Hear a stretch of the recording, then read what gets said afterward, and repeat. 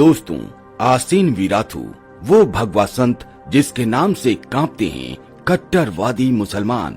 वीराथू, जी हाँ, बस ये शब्द ही काफी है म्यांमार में। इस शब्द को सुनकर मुस्लिमों में कपकपी मच जाती है। जो काम अमेरिका, फ्रांस, भारत, रूस कोई नहीं कर पाया, वो बर्मा के वीराथू जी ने कर दिखाया। आज बर्मा में करोड़ों रुपए के बने मस्जिद वीरान पड़े हैं, क्योंकि आज देश में मुसलमान देखने को नहीं है जो कि वहां जाए और देखे उन मस्जिदों को। और जो हैं उनकी तो हालत खराब है, उनकी तबीयत से ठुकाई हो रही है। वीराथू, जिसके बाद ही लोग जान पाए कि ये महान इंसान कौन है और इन्होंने क्या कर डाला है। क्या भारत को भी एक ऐसे ही आसीन वीराथू की जरूरत है? कौन इस संत की तरह भूमिका निभा सकता है? दोस्तों, म्यांमार में हुई हिंसक घटनाओं के बाद अब प्रायः पूरी दुनिया में बौद्धों और मुस्लिमों में भारी तनातनी पैदा हो गई है, जिनमें आसीन वीराथू बौद्ध दुनिया के एक नायक एवं जिहादी दुनिया के लिए एक बड़े खलनायक बनकर उभरे हैं। म्यांमार में हुई कई सर्वेक्षणों के बाद ये प्रमाणित हो चुका है कि जनता एवं बौद्ध भिक्षु वीराथू एक साथ है। वीराथू का स्वयं भी कहना है कि वह न तो घृणा फैलाने में विश्वास रखते हैं और न ही हिंसा के समर्थक है। लेकिन हम कब तक मौन रहकर सारी हिंसा और अत्याचार को झेलते रहें? दोस्तों, आइए जानते हैं कि इन्होंने ये कैसे कर दिखाया।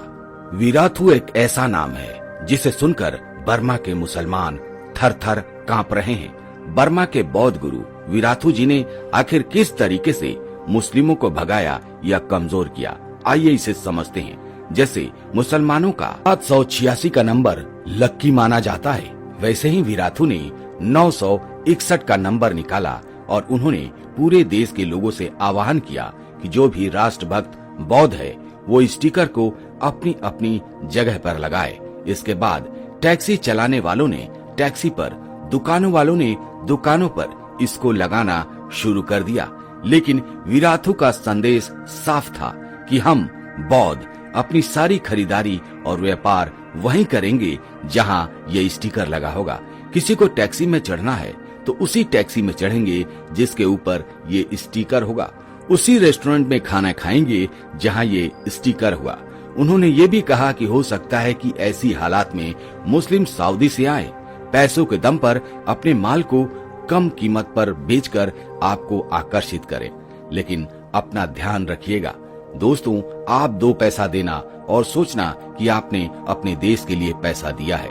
2 पैसे कम में खरीद कर मातृभूमि से गद्दारी मत करना।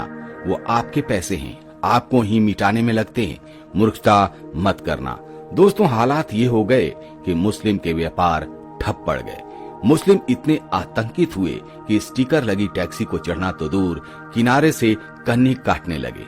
पूरे देश में मुसलमानों के होश ठिकाने आ गए और फिर ये स्टिकर एक तरह से देशभक्ति का प्रमाण बन गया, जिनका जिहाद का जवाब बन गया। और इस अनोखे आइडिया का प्रभाव आप देख सकते हैं कि आज बर्मा में मुस्लिम भाग चुके हैं।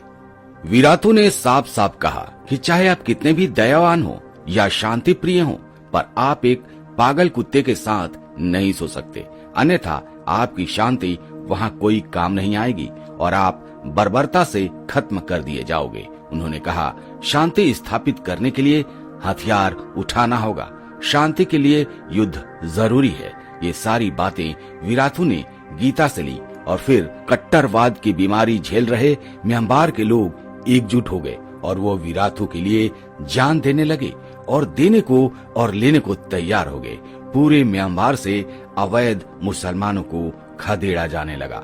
वीराथू वो संत हैं दोस्तों, जिन्होंने कट्टरवाद के खिलाफ पूरे म्यांमार को खड़ा कर दिया और फिर वहां से लोगों ने अवैध मुस्लिमों को खदेड़ डाला, जो कि कहीं और से आए हुए थे, जो वहां के नहीं थे।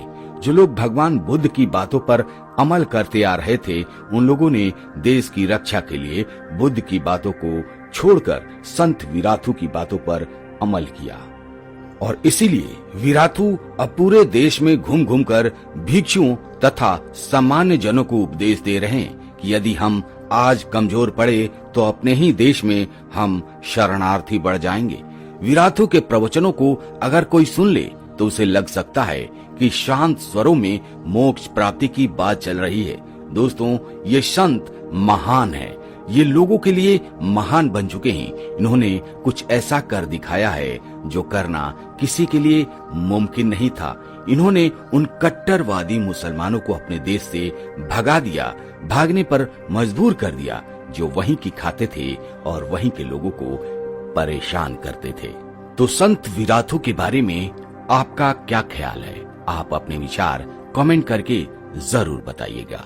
क्या हमारे देश को भी एक ऐसे ही संत विराथू की तरह किसी की जरूरत है? अगर हाँ, तो कमेंट करके जरूर बताइएगा। दोस्तों, फिलहाल आज के वीडियो में इतना ही। मिलते हैं आपसे अगले वीडियो में एक नए टॉपिक के साथ। तब तक के लिए जय हिंद, जय भारत, जय सनातन।